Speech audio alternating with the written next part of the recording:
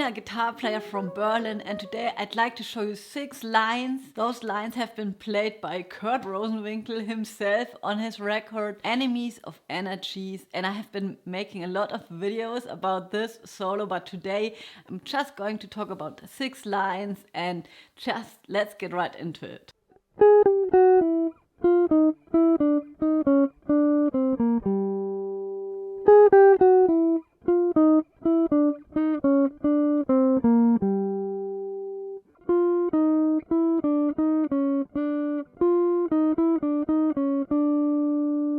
So one idea that I have is that he's actually outlining those chords with this line, like B minor 7, B flat minor 7, all 11, A minor 7, A flat minor. And then you could think about these 2 notes.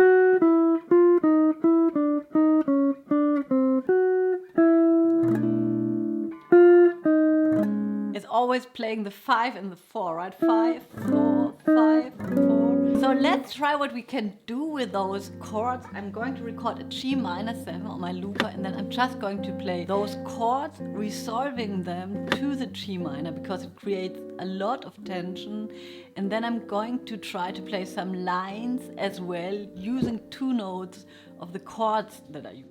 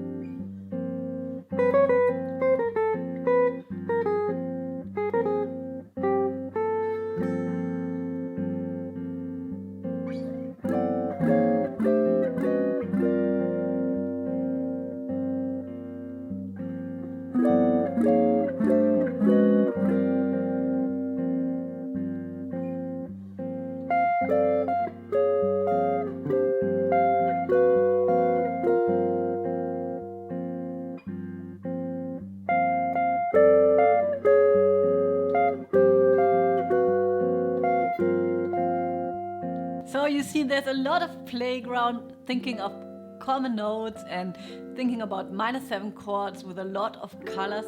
One thing that I want to point out, it is very useful if you think about the G minor 7, for example, in a 4-bar phrase. So you would be thinking 4 bars of G minor 7, and then you would be imagining that you would build the tension on the first 2 bars of this 4-bar phrase. Going to see in a second how Kurt Rosenwinkel is using this concept as well.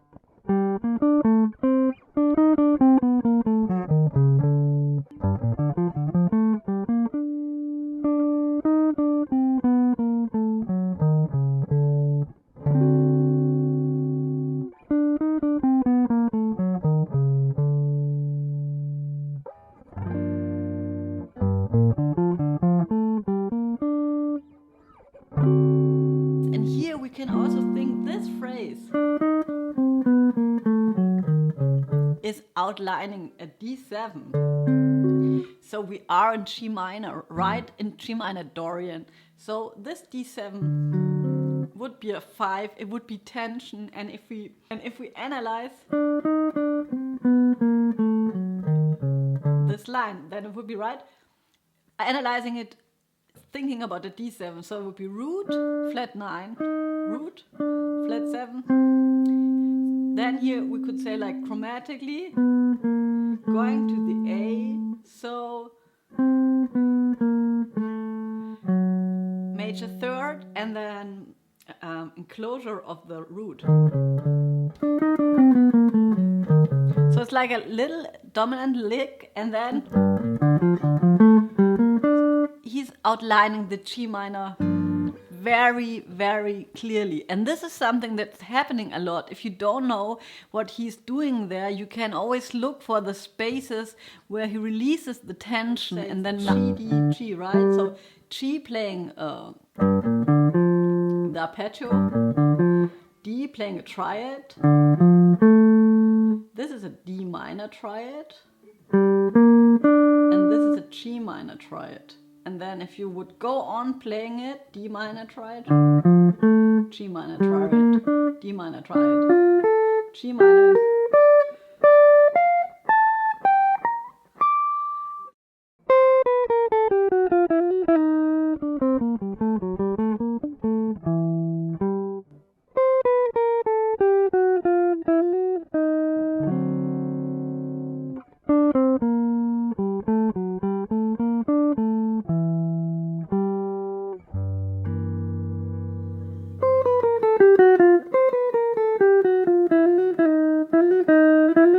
Yeah, I really like this line, and it's again, you can think D7, starting on the flat 7.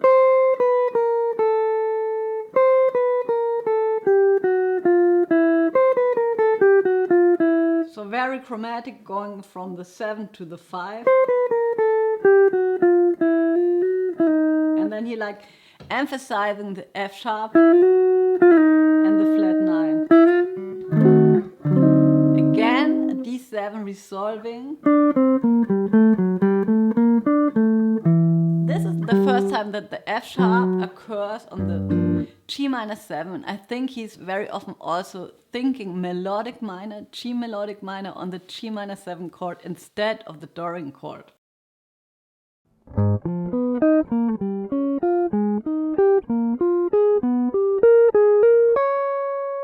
And this next line is exactly what is happening. We are in A flat now, A flat minor, and he's playing A flat melodic minor.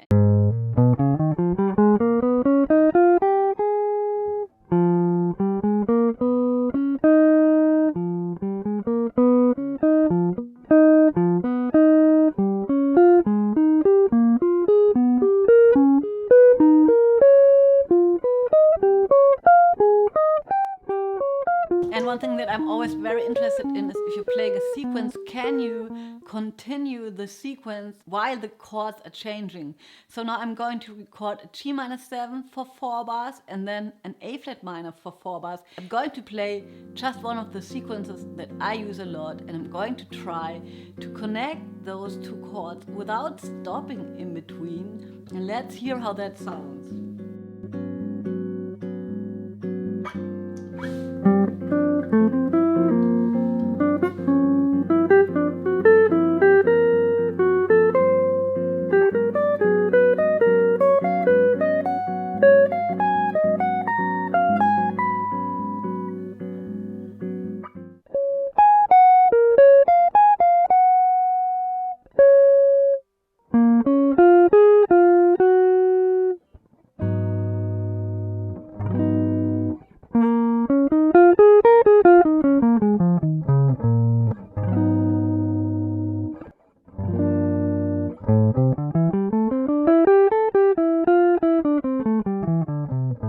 One thing that I want to experiment with is playing a minor pentatonic, a whole tone higher than the chord that we are playing. So in G minor, it would be A minor, and that gives us a lot of color, like the 9, the 11, the 13, and the 1. So that sounds like a good idea, and I'm going to try to play that over my loop now.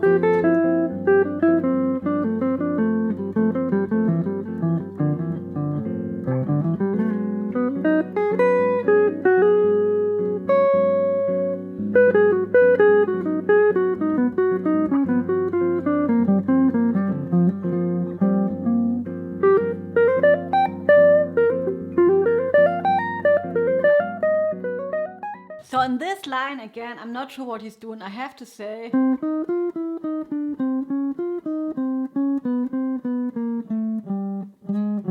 So this could be again the F sharp from the D7, maybe starting on A half diminished.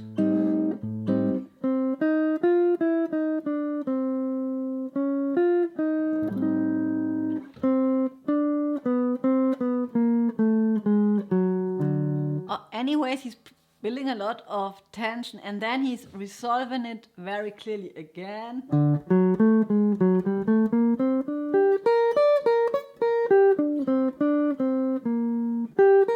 So this is literal a G minor triad, right?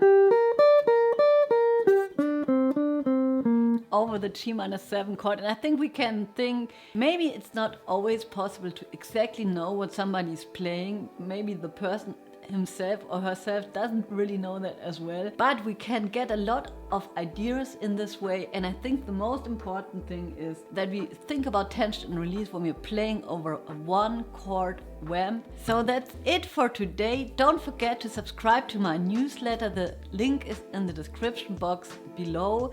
Let me know if I could help you. Let me know if you have any questions, and I see you next week. Bye.